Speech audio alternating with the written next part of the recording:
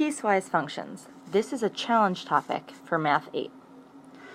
A piecewise function is a function that behaves differently based on the input x values. So as you can see in the picture, there are different pieces of the function that make up the whole function. Piecewise functions occur all the time in real life. For example, this situation.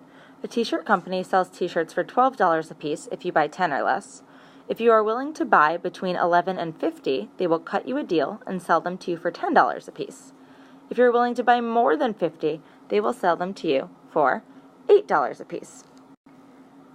If you were to visualize the situation, it would be as if we had three different equations here, depending on how many shirts we buy.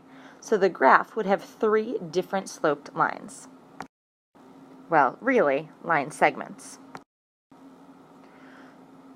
The slope of the first part would be $12. So, if x is between 0 shirts and 10 shirts, then we're paying $12 a shirt. From 11 all the way up to 50, we have 10x. And from more than 50 shirts, we have 8x because it's $8 a piece. Let's look at number 1 on the sheet.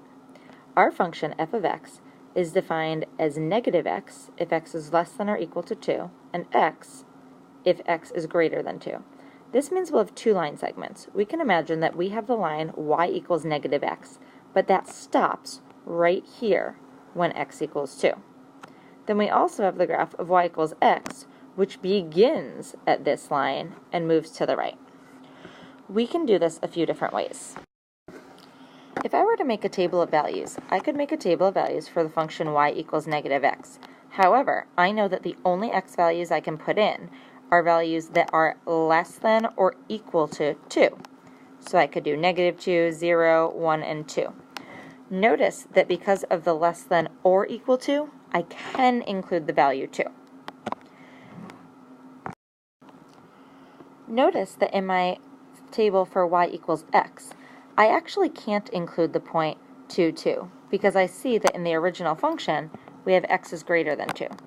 However, I need to put an open circle at that point because my function is defined all the way up to the value 2, even though it's not included. So I still included it in my table.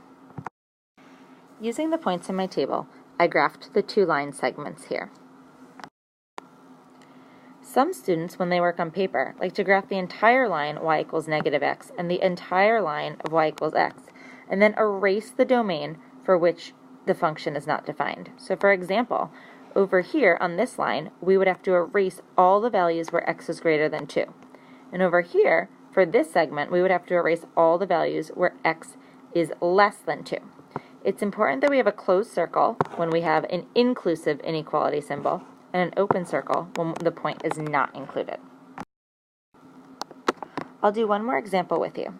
So our next function is defined as 2 when x is greater than negative 3, and negative 5 when x is less than negative 3. So I know that my function is going to change along this line here, where x is negative 3. So I will have two horizontal line segments.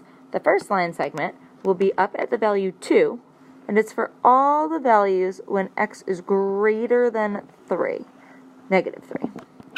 The second line segment is going to be down at negative 5, and that's going to be for all the values when x is less than negative 3. Notice that it's not defined at all for when x is negative 3, so I only include open circles. Thanks for watching. Now you can try some practice on your own.